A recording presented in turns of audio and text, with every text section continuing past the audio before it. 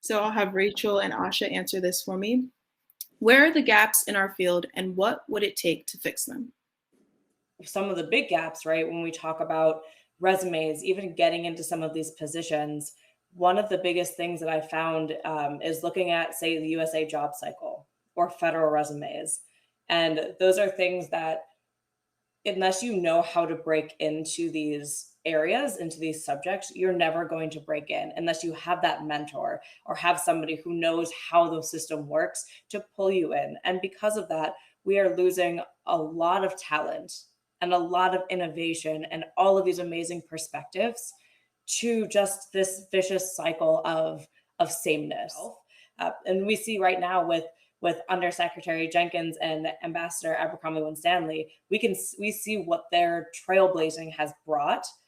And there's also diversity at the lower levels, but there's a gap of it within at least the middle levels of government. And that's the part that really does have the power to move and to change and to pull people up.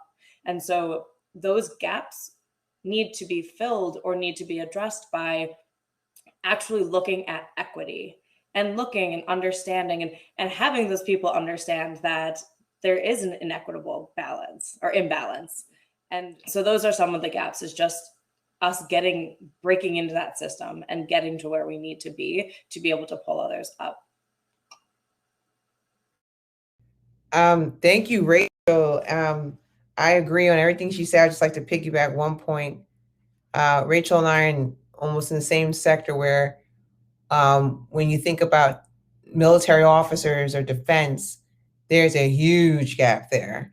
So when you look at national security, there's so many domains or different foreign policy subsectors, where it's defense, diplomacy, development, democracy. I would say the harder the security, the less we're present.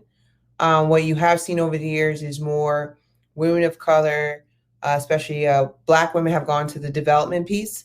There's huge initiatives out in with HBCU, especially at Howard, where there's this paying fellowship, all these different fellowships trying to recruit hard when it comes to international development.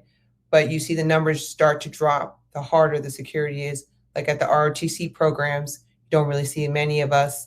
And then so when you go over to the Pentagon, it's not as diverse. We have someone there who's working on that, but it's still a lot of structural challenges. So I think we have a long way to go. But I think there's also a subconscious issue when it comes to hard security and women of color. Some of us tend to not be comfortable with it. And I think more of us should.